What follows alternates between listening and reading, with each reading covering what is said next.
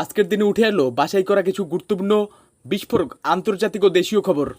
রাশিয়ার থেকে তেল কিনলে আমেরিকার কড়া শুল্ক হুঁশিয়ারি, ভারত নেপাল সীমান্তে চীনের চরম বার্তা, শেখ হাসিনার বিরুদ্ধে আসছে কঠোর আইন, আবার পাকিস্তানে শহর দখল করল বিদ্রোহীরা, চীন নিচ্ছে বড় হামলার প্রস্তুতি, আর শাহবাজ দিচ্ছেন হুঙ্কার, বন্ধু চীনের পাশেই থাকবো। চলুন এবার দেখে নিই দিনের গুরুত্বপূর্ণ বড় খবরগুলি।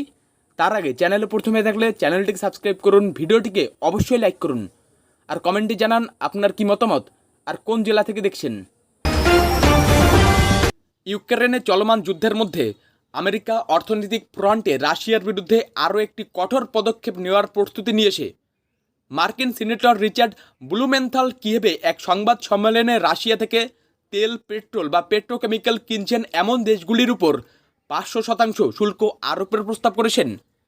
এই পদক্ষেপের লক্ষ্য রাশিয়ার যুদ্ধক্ষেত্রকে দুর্বল করা এবং ভারত ও চীনের মতো প্রধান ক্রেতাদের উপর চাপ সৃষ্টি করা।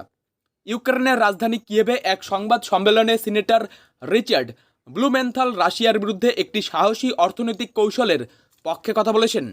তিনি বলেন, রাশিয়া থেকে তেল, পেট্রোল বা পেট্রোকেমিক্যাল কিনবে এমন দেশগুলির উপর 500% শুল্ক আরোপ করা উচিত। এই প্রস্তাবকে রাশিয়ার অর্থনৈতিক শক্তি দুর্বল করা এবং ইউক্রেন যুদ্ধকে আর্থিকভাবে প্রভাবিত করার দিকে একটি বড় পদক্ষেপ হিসেবে বিবেচনা করা হচ্ছে। ব্লুমেন্থাল ব্যাখ্যা করেছেন যে এই পদক্ষেপের লক্ষ্য ক্রেমলিনের যুদ্ধক্ষেত্রকে সীমিত করা, যা ইউক্রেনের উপর রাশিয়ার অব্যাহত আক্রমণে গুরুত্বপূর্ণ ভূমিকা পালন করে। এই প্রস্তাবের সবচেয়ে বেশি প্রভাব পড়তে পারে ভারত ও চীনের মতো দেশগুলির উপর, যারা রাশিয়া থেকে প্রচুর পরিমাণে অপরিশোধিত তেল আমদানি করে। ভারত, যা তার তেল চাহিদার প্রায় 85% আমদানি করে, ইউক্রেন যুদ্ধ শুরু হওয়ার পর থেকে রাশিয়া থেকে সস্তা দামে তেল কেনার পরিমাণ উল্লেখযোগ্যভাবে বৃদ্ধি করেছে। 2023 সালের মধ্যে ভারত রাশিয়া থেকে প্রতিদিন প্রায় 16.2 লক্ষ ব্যারেল অপরিশোধিত তেল আমদানি করছিল, যা তার মোট তেল আমদানির 35%। একইভাবে রাশিয়া থেকে তেল ও গ্যাস কেনার ক্ষেত্রেও চীন এগিয়ে রয়েছে। সিনেটর ব্লুমেন্থালের এই প্রস্তাবটি এই উভয় দেশের উপরই অর্থনৈতিক চাপ বৃদ্ধির কৌশলের অংশ হিসেবে বিবেচনা করা হচ্ছে। নেপালস্থিত চীনা দূতাবাস তৃতীয়বারের মতো সতর্কতা জারি করে তাদের নাগরিকদের ভারত নেপাল সীমান্ত এলাকায় ভ্রমণ এড়াতে বলেছে।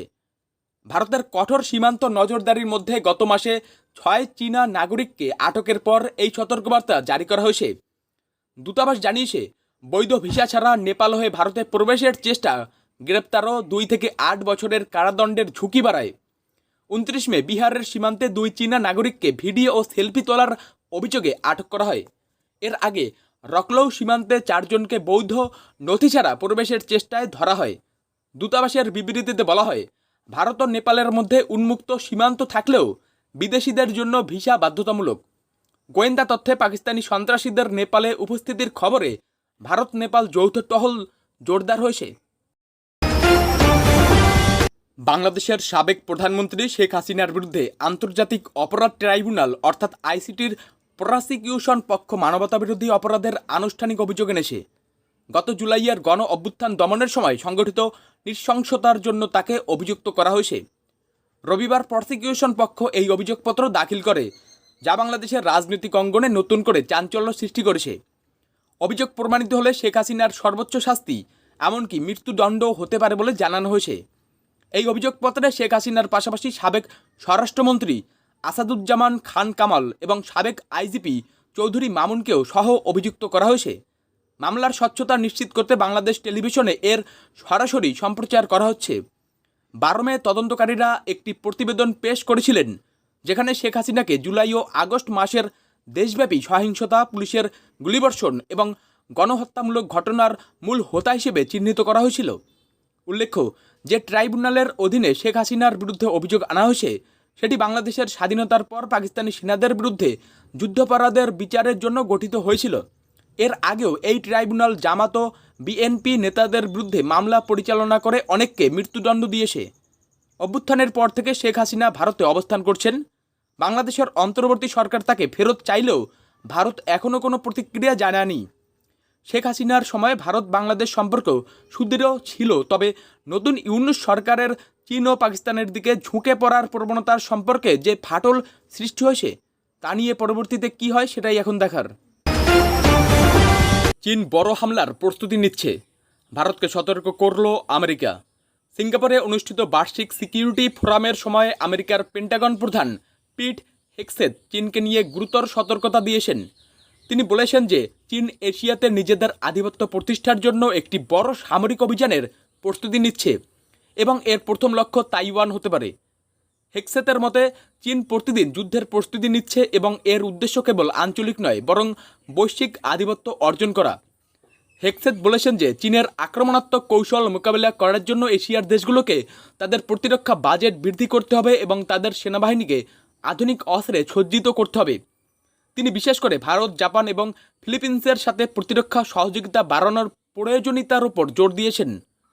আমেরিকা মনে করে যে চীনের চ্যালেঞ্জ মোকাবিলা করার জন্য ভারত একটি গুরুত্বপূর্ণ অংশীদার হতে পারে। তিনি জানিয়েছেন যে ট্রাম্প প্রশাসন চীনের ওপর অর্থনৈতিক চাপ সৃষ্টি করার জন্য শুল্ক যুদ্ধ শুরু করেছিল এবং তাদের এআই প্রযুক্তিতে প্রবেশ সীমিত করা হয়েছে। অন্যদিকে আমেরিকা ফিলিপিন্সের মতো দেশগুলির সাথে সামরিক অংশীদারিত্ব জোরদার করছে। চীনের ক্রমবর্ধমান সাইবার আক্রমণ এবং প্রতিবেশী দেশগুলোকে ভয় দেখানোর নীতিকে হেগসেথ একটি গুরুতর সতর্কতা বলে উল্লেখ করেছেন। ভিক্ষার বাটি নিয়ে আর আমরা দৌড়ে দৌড়ে ঘুরব না। দেশের প্রাকৃতিক সম্পদের সর্বোচ্চ ব্যবহার করার কথা জনগণকে বোঝাতে হবে।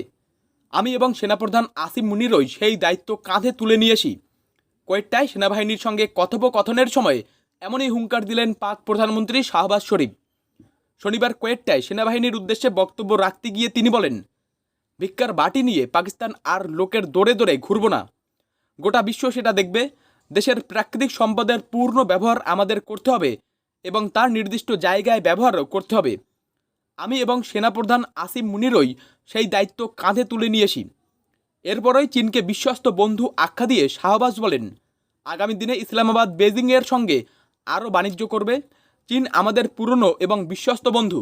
শুধু তাই নয়, এই তালিকায় রয়েছে সৌদি আরব, তুরস্ক, কাতার এবং সংযুক্ত আরব আমিরশাহী। তারা চিরকাল সংকটের সময় আমাদের পাশে থেকেছেন। ফের বোলপুরের আইসিকে বেলাগাম হুমকি। অনুব্রত মণ্ডলের পর এবার বোলপুরের আইসি লিটন হালদারকে হুমকি বীরভূমের টিএমসিপি সভাপতি বিক্রমজিৎ সাউয়ের। তিনি ফেসবুক লাইভে বলেন, ছিলে তো সিআইডিতে গ্যারেজ পোস্টিং, সরকার দয়া করে তোমাকে পোস্টিং দিয়েছে। তিনি আরও বলেন, এই আইসি দুর্নীতিগ্রস্ত।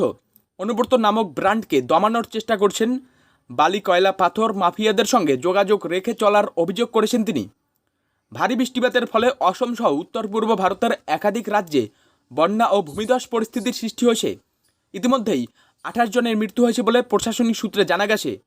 ভারতীয় আবহাওয়া বিভাগ উত্তর পূর্বাঞ্চলের জন্য জারি করেছে রেড অ্যালার্ট। ভারত ও পাকিস্তানের মধ্যে জলবন্টন নিয়ে ক্রমবর্ধমান উত্তেজনার মধ্যেই ব্রহ্মপুত্র নদ নিয়ে চাঞ্চল্যকর মন্তব্য করেছে চীন। বেজিং ভিত্তিক সেন্টার ফর চায়না অ্যান্ড গ্লোবালাইজেশনের ভাইস প্রেসিডেন্ট ভিক্টর জিকাইগাও ভারতকে কড়া হুঁশিয়ারি দিয়ে বলেছেন, অন্যদের সঙ্গে এমন আচরণ করো না যা তুমি তোমার সঙ্গে করতে চাও না।